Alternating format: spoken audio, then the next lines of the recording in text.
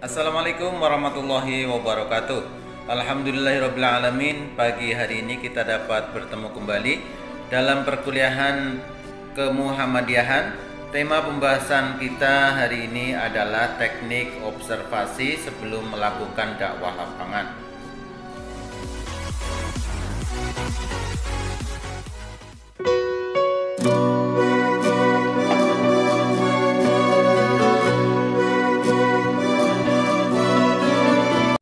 Baik ya, oke teman-teman sekalian, mohon disimak ya. Saya akan mereview dua materi yang sudah kita pelajari untuk memastikan teman-teman paham dengan materi yang sudah saya display di online learning ya. Nah, di materi pertama kita akan melihat bagaimana aktiviti Kiai Haji Ahmad Dahlan ya, aktivitas Kiai Haji Ahmad Dahlan dalam berdakwah di masa-masa awal. Jadi di sini belum membicarakan Muhammadiyah karena Muhammadiyah belum berdiri ya, itu di pertemuan pertama. Tapi kita melihat apa yang diajarkan oleh Kiai Haji Ahmad Dahlan ya, bagaimana cara mengajarkan, dan kemudian itu menjadi ciri dakwahnya Kiai Haji Ahmad Dahlan yang tentu saja pada gilirannya pada tahap berikutnya ketika Muhammadiyah didirikan itu juga menjadi ciri utama dakwah Muhammadiyah, menjadi ciri utama, menjadi karakteristik utama Muhammadiyah. Oke, nah ini penting sekali ya, supaya teman-teman mengenal secara lebih baik Muhammadiyah itu seperti apa ya, karakteristik dasarnya, sehingga juga bisa membedakannya dengan yang lain. Bukan berarti untuk membeda-bedain mana yang baik, mana yang lebih buruk, itu bukan begitu ya, tapi kita harus paham ya sebenarnya identitas utamanya itu seperti apa. Oke? Ya, jelas ya. Jadi arah materi kita di pertemuan awal itu seperti itu. Oke. Nanti dibaca lagi ya. Seringkali kalau sudah saya ulas kan ada yang mungkin kurang paham, bisa dilihat lagi di tulisannya ya. Nah, di pertemuan awal itu kita bahas tentang Al-Ma'un. Surat Al-Ma'un dikaji sedemikian rupa oleh Kiai Dahlan. Banyak sekali Kiai Dahlan itu concern kepada surat Al-Ma'un. Yang pesan utamanya surat Al-Ma'un itu adalah ingin menghadirkan ajaran agama yang menjadi solusi dari problem sosial, ya. Ingin mempraktekkan ajaran agama dalam dimensi kehidupan, kan gitu ya. Itu inti utama dari surat Al-Ma'un. Yang kemudian saat itu Kiai Dahlan kemudian langsung melakukan aksi setelah mengajarkan, memahami aksi, gitu ya kan? Bisa membaca, memahami kandungannya, kemudian langsung mempraktekkan saat itu. Karena santri-santrinya diajak untuk langsung membantu kaum duafa yang ada di sekitar tempat pengajian Kiai Haji Ahmad Dahlan gitu ya. Nah, itulah dalam bentuk praktek yang paling sederhana saat itu. Oke. Nah, kita ini di dalam kuliah ini itu nih ceritanya kita mau mereplika. Jadi kita seperti nyantri dengan Kiai Dahlan, kira-kira gitu ya. Ya kira-kira saya mewakili lah ya. Jadi kita seperti nyantri dengan Kiai Dahlan dengan metode beliau, kemudian kita mau praktek langsung seperti yang dipraktekkan oleh santri-santrinya Kiai Dahlan gitu. Nah, tapi kita di sini apa yang dilakukan Kiai Dahlan itu sudah kita teorikan. Sudah kita teorikan dengan secara lebih baik gitu ya. Jadi kan dulu itu praktek saja ya. Praktek itu diformulasikan dalam bentuk teoritik. Yang kemudian apa yang dilakukan oleh Kiai Haji Ahmad Dahlan ya. Oke, pay attention, rokis hada ya. Jadi yang dilakukan Kiai Haji Ahmad Dahlan itu disebut dengan satu model dakwah yang disebut dengan dakwah apa? Dakwah apa namanya? Dakwah apa? Rela? Bantu dijawab, masih mute. Oke. Oke, apa rela disebut dengan dakwah? Apa? Apa? Lupa Pak, rela Pak. Dakwah Rahan, perhatikan ya. Han. Oke, materi saya itu simpel-simpel ya teman-teman, perhatikan. Materi saya pahami betul karena sangat simpel. Jadi jangan dibaca saja, tapi pahami alurnya, saya ulang lagi supaya teman-teman itu betul-betul paham. Ya, jadi itu bisa dimasukkan dalam pikiran dalam waktu yang cepat karena simpel. Jadi yang dipraktekkan Kiai Dahlan kemudian diformulasikan secara teoritik dalam konsep dakwahnya Muhammadiyah yang kita pelajari di materi kedua, yaitu disebut dengan dakwah pencerahan. Nah ini karena waktu terbatas saya nggak memberikan feedback tanya jawab, tapi perhatikan ya. Nah, nanti di akhir kalau ada ya, supaya ini saya juga bisa merekod dengan baik ya, nanti bisa di-play ulang gitu ya. Nah, dakwah pencerahan itu apa cirinya? Ada di situ ya, sudah dijelaskan dengan secara panjang lebar, disimpulkan lagi di materi kedua, tolong pahami dan baca lagi. Ya, kalau paham nanti bisa menerangkan ulang. Tapi kalau cuma hafal, apalagi nggak baca, itu nanti bingung, nggak ngerti gitu ya. Nah, salah satu inti utamanya di dalam dakwah pencerahan, di situ ada kalimat praksis Islam. Menghadirkan Islam sebagai alat untuk mentransformasikan kehidupan sosial. Apa arti mentransformasikan kehidupan sosial? Mengubah keadaan kehidupan yang tidak baik menjadi lebih baik. Itu intinya ya. Oke. Jadi inilah yang kita sebut dengan dakwah pencerahan. Polanya beda dengan dakwah tradisional. Nah, saya sudah membuat peta perbedaan di materi kedua, tolong pahami. Ya, itu sudah saya jelaskan rinci apa bedanya. Ya, memang si dakwah itu semua mencerahkan, tapi ini sebuah model dakwah yang berbeda gitu ya. Jadi kalau dakwah pada umumnya itu ada yang di mimbar, materinya full, lebih banyak materi-materi yang akhirat oriented gitu ya.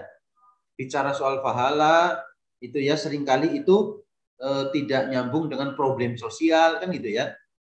Nah, dai-nya itu elitis, top down gitu ya kan. Yang punya materi adalah ustadz, nggak ada tanya jawab, nggak ada mapping sosial gitu ya. Nah, kalau dakwah pencerahan itu adalah dakwah melalui program-program yang sifatnya memajukan kehidupan. Itu advokasi sosial, membantu orang-orang yang berkekurangan. Dai-nya itu berarti sifatnya bottom up, dari bawah, melibatkan orang-orang yang di bawah. Ya, ada komunikasi dengan mad'u, dengan yang didakwai, gitu ya. Oke. Jadi nanti yang akan kita praktekkan itu salah satu contoh dari dakwah pencerahan. Jadi orang tuh menjadi cerah, yang miskin menjadi tidak miskin, yang nggak berdaya jadi berdaya, gitu ya. Itu. Oke.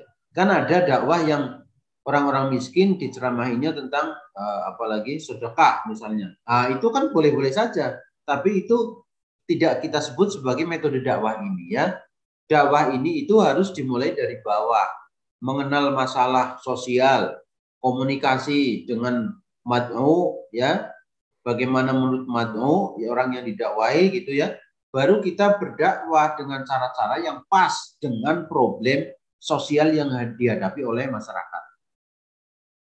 Ya, mudah-mudahan teman-teman paham ya. Oke, itu ya, itu di materi 2 saya sudah jelaskan. Kemudian di situ ada, kita juga sudah tahu kriteria kaum du'afa ya, di materi berikutnya tuh ya, materi 2 juga ya masih ya. Di situ saya sudah menjelaskan apa itu keluarga du'afa. Karena yang akan kita dakwahi nanti kan keluarga du'afa yang akan kita bantu ya. Nah, di situ sudah jelas, teman-teman jangan sampai nggak tahu lagi kriteria keluarga du'afa. Di situ ada juga saya tambahkan kriteria keluarga yang sakinah dan tidak sakinah. Keluarga yang du'afa dan tidak du'afa. Karena di dalam keluarga sakinah di situ ada nanti kriteria ekonomi. Keluarga du'afa itu lebih dilihat dari aspek ketercukupan ekonomi. Yang salah satu ini adalah salah satu unsur yang menjadi penyokong keluarga itu sakinah dan enggak, kan gitu ya.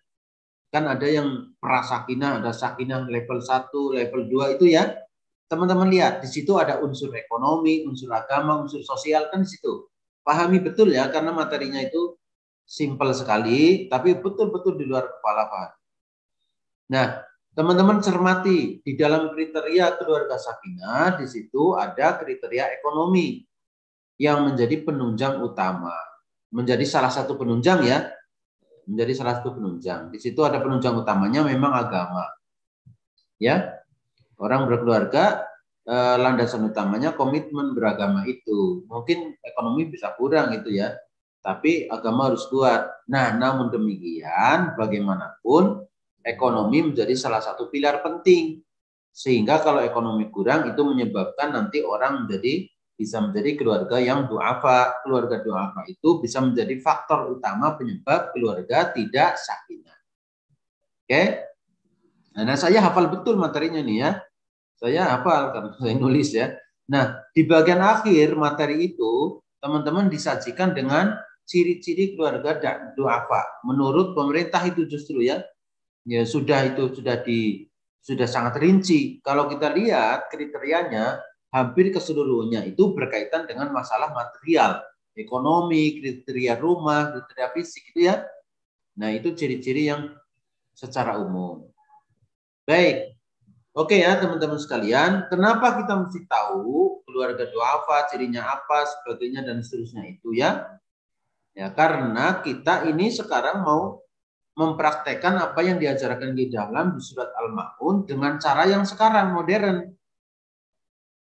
Ya kan? Kalau dulu setelah ngaji langsung turun tuh, nggak ada riset observasi, kita langsung turun aja gitu. Nah sekarang kan sudah sistematis nih, diteorikan dalam mata kuliah ini jelas kita ya. Nah maka kita harus tahu indikator keluarga du'afa dan kenapa nggak du'afa, kenapa nggak sakinah dan seterusnya. Supaya apa? Supaya bantuan yang kita berikan nanti itu ada sesat. Itu jadi tepat sasaran ya, supaya bantuannya tepat sasaran. Ya kan kita tahu ya, banyak juga orang-orang yang pura-pura menjadi orang miskin, menjadi du'afa, minta-minta, ya kan? Padahal dia itu sebenarnya nggak miskin. Kan sekarang banyak oknum seperti itu. Nah, oleh karena itu secara teoritik kita harus nanti dipraktekkan tentu harus melihat dulu orang ini benar-benar du'afa enggak gitu ya. Untuk melihat ini kita harus tahu indikatornya. Indikatornya itu ada di dalam materi 2 yang sudah kita pahami. Oke ya, kullu syai'in wadih ya. Atamanna kadzalik ya. Mudah-mudahan semuanya jelas, clear, paham, teman-teman betul-betul memahami ya. Seperti itu, makna dakwah pencerahan dan seterusnya tadi. Oke. Nah, teman-teman sekalian, hari ini nyampe nih sekarang nyambung. Kita sudah indikatornya sudah tahu. Nah, maka saatnya kita membahas untuk melakukan observasi. Turun ke lapangan. Berarti setelah materi hari ini teman-teman itu sudah disilahkan untuk mencari kaum du'afa yang akan didakwai. Akan kita bantu ya, seperti itu. Nah, oke. Saya belum siapkan PowerPoint-nya ya. Saya akan share materinya saja ya. Ini untuk menjadi guide saja. Tapi apa yang saya sampaikan, kisi-kisinya tolong perhatikan supaya betul-betul paham nanti kalau mereview lagi ya. Nah, nanti ini materi juga saya display di online learning ya, dilihat lagi. Baik. Nah, teman-teman sekalian, inilah step by step ya melakukan observasi. Nah, ya kalau dulu Kiai Haji Ahmad Dahlan tentu saja langsung turun. Nah, sekarang kan ini kita sudah teorikan sehingga lebih sistematis, lebih hati-hati ya, lebih hati-hati lagi kan gitu. Oke, sebentar ya. Close screen dulu. Inilah cara-cara kita melakukan observasi. Jadi sebelum membantu, kita lihat dulu tuh, nggak semata-mata kemudian langsung bantu ya, nggak semata-mata langsung dibantu. Kenapa? Karena supaya tepat sasaran. Siapa tahu yang kita bantu malah justru orang yang berpunya kan gitu. Kita nggak mau gitu. Nah, membantu inilah yang kita sebut dengan dakwah, salah satu praktek dari dakwah pencerahan. Muhammadiyahan. Oh, ternyata harus pakai share screen biasa ya. Oke.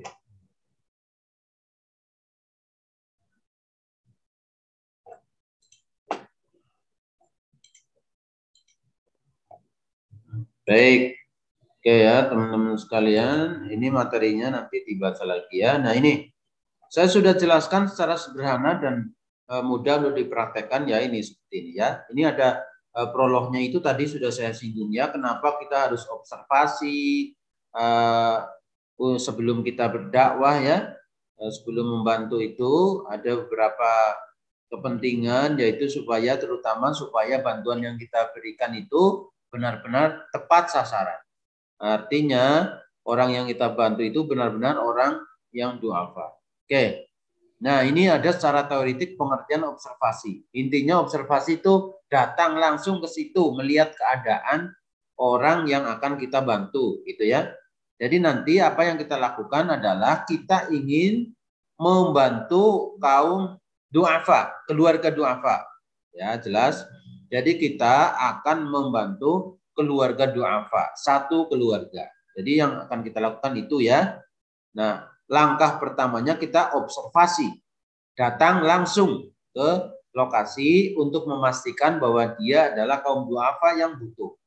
Ya kan? Yang kedua, observasi ini untuk memastikan bahwa program yang kita berikan kepada mereka, bantuan ini tepat sasaran, sesuai dengan problem yang dihadapi oleh mereka.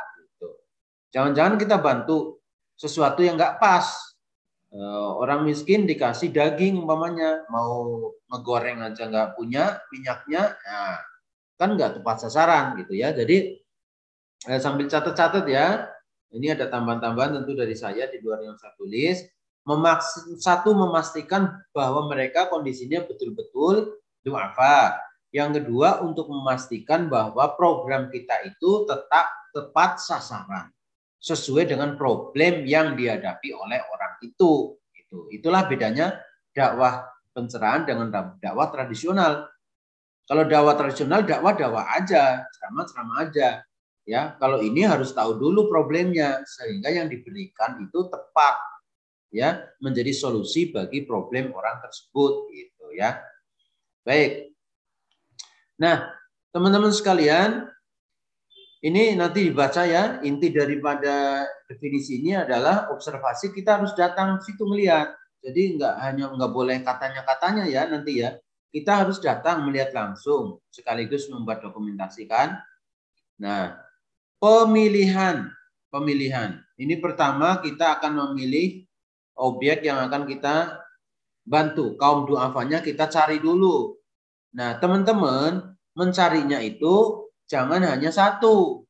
Di sini teman-teman wajib nanti menceritakan 3 keluarga. Ya kan banyak. Banyak sekali di pinggir jalan aja kita bisa temukan banyak sekali ya. Jadi nanti yang diceritakan hasil observasinya adalah 3 keluarga. Tapi yang dibantu nanti yang kita mampu bantu 1. Kalau mau 3-3-nya alhamdulillah. Yang dibantu yang wajib 1. Nah, makanya nanti cara untuk observasinya nanti diatur. Supaya apa? Supaya nanti takutnya ngecewain dia. Jangan janjikan apa-apa dulu gitu ya. Terus bagaimana ketemu dia supaya nggak mengecewakan. Mungkin bisa sambil bawa apa gitu ya.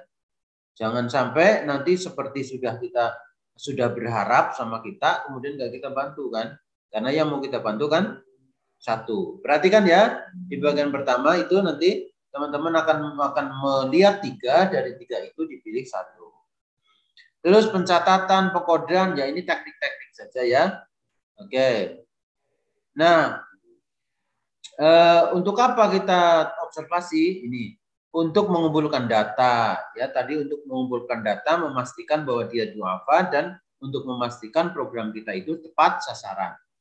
Sebagai media pembelajaran, artinya dengan kita ketemu dengan kaum du'afa ya, teman-teman sekalian, kita sudah belajar dari dia. Itu orang-orang hebat seringkali ya. Seringkali juga orang-orang hebat yang mereka bisa bertahan sedemikian rupa dalam kesulitan. Nah, nanti kalau putus saya ganti link baru ya, ini sudah mau habis. Oke ya, jadi kita dengan ngobrol ketemu mereka itu kita sudah belajar tentang kehidupan. Kita jadi tahu kondisi mereka ya, dan mereka itu banyak kok yang mereka orang-orang yang punya spirit hidup yang luar biasa ya, seringkali seperti itu ya. Jadi kita belajar langsung dari kaum du'afa. Yang ketiga sebagai media dakwah. Di situ kita juga berdakwah, menyampaikan pesan-pesan baik kepada mereka ya.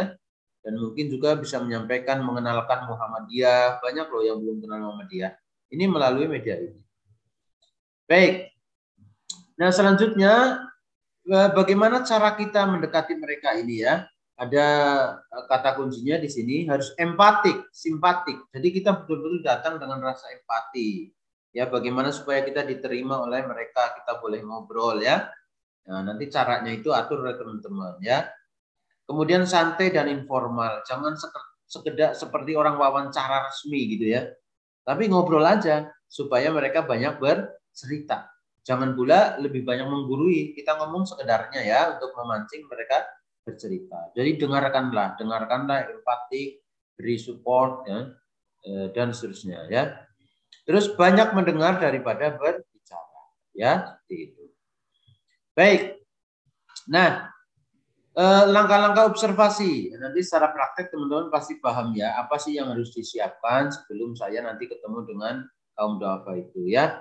Mempersiapkan berbagai hal itu ya. Tentukan dulu di mana lokasi, siapa ya, dari satu kelompok itu nanti kan masing-masing punya usul ya. Nah, sebelum berangkat siapkan apa yang perlu, yaitu kamera untuk mengambil foto, video. Tolong nanti ngambil foto dan videonya yang elegan ya, jangan sampai seperti merendahkan mereka gitu ya, karena mereka di foto juga ada yang nggak nyaman gitu ya. Nah, jadi nanti silakan diatur ya, alat catat dan seterusnya disiapkan semuanya. Nah, ini sudah melakukan observasi tadi itu, mencari 3 objek, terus jangan lupa semua didokumentasikan. Kalau itu kaum du'afa berada di satu wilayah yang di situ berbasis RT dan seharusnya izin, ya tidak apa-apa, di situ kita izin juga, ya kan? Nah, ngobrol aja, wawancara. Oke. Nah, ini beberapa kisi-kisi ya, kisi-kisi yang tolong jangan merepotkan mereka ini, suruh ngisi ini ya, Muhammad ya. Teman-teman yang isi ya. Ini sudah ada datanya nih. Data ini nanti untuk mendeskripsikan mereka bahwa mereka itu memang du'afa di sini ya. Nah, ini datanya ini lengkapi oleh teman-teman. Ya, ini ada problem yang dihadapi. Oke. Nah, baik. Setelah ini selesai, teman-teman dari lapangan datanya sudah dapat, baru ngumpul sama kelompok, Zoom boleh. Nanti di situ di analisis. Oh, problemnya apa, kemudian program yang cocok itu apa, yang cocok untuk mereka dan kita mampu gitu ya. Kalau misalnya problemnya rumah, biayanya besar sekali, kita nggak mampu ya, diganti yang lebih kecil yang kita mampu. Wah, saya nggak punya uang. Ya kita memang namanya juga mau fundraising. Kita mau berdakwah, mengajak orang lain untuk membantu kaum du'afa sebagai perantara, gitu ya. Nah, setelah kita melihat itu, tentukan program. Diutamakan sebisa mungkin program yang sifatnya jangka panjang pemberdayaan. Misalnya memberikan modal dan lain-lainnya, atau mungkin dia sakit, membantu ngurusin BPJS lah misalnya, itu boleh juga ya. Silakan. Jadi diutamakan program yang jangka panjang. Kalaupun mau ditambah ada yang jangka pendek ya, bantuan sembako boleh ya, tapi prioritas kita berpikir bagaimana cara memberikan bantuan yang memberdayakan mereka sehingga mereka bisa survive lebih baik dalam jangka yang lebih panjang. Itulah yang disebut dengan pemberdayaan. Oke ya. Nah, baik. itu teman-teman sekalian secara ringkas ya, materinya hari ini itu seperti itu. Nah, nanti dilihat lagi di dalam online learning, saya akan posting setelah ini. Kemudian setelah pertemuan ini, saya harap teman-teman sudah punya kelompok nih ya. Kalau belum silahkan dibagi kelompok ya. 3-3 ya, satu kelompok dibagi. Nah, setelah pertemuan ini teman-teman sudah bisa turun untuk mencari duafa. Nah, saya harap pertemuan yang akan datang itu masing-masing sudah bisa menceritakan bagaimana pengalaman observasi menemui atau melihat kondisi 3 duafa, ya. Kemudian kita akan pilih satu yang akan kita bantu. Baik, seperti itu teman-teman sekalian. Barangkali ada pertanyaan, silakan.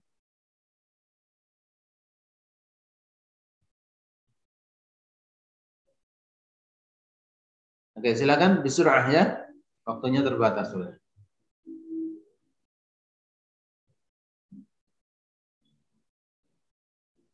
Oke, saya kira cukup jelas. Nah, kalau nanti ada yang mau bertanya lagi, ya ini saya akan membatasi Zoom supaya durasinya enggak terlalu lama. Nanti juga ini saya akan upload lagi ya, kita hasil bila ini supaya dapat direview kembali. Nanti teman-teman yang belum jelas, silahkan bertanya di bawah video aja ya. Nanti bertanya di bawah video saja, yang belum jelas. Oh ya, yang video kemarin komen-komennya tunggu dulu ya, saya banyak sekali kelas ya, ada kelas yang belum sempat saya balas-balas. Insya Allah nanti akan menyusul ya. Nah, untuk khusus yang materi hari ini, nanti kalau ada pertanyaan-pertanyaan ya di Zoom ini kan belum sempat ini, nanti silahkan nanti bertanya ya, kullu syai ya, kullu syai silahkan antum tas'aluna abro YouTube ya, fi ta'liqat ya, di kolom komentar silahkan nanti di situ boleh bertanya. Ini materi kurang lebih nunggu ya, antara setengah jam lah baru bisa saya upload. Oke ya teman-teman, seperti itu cukup ya.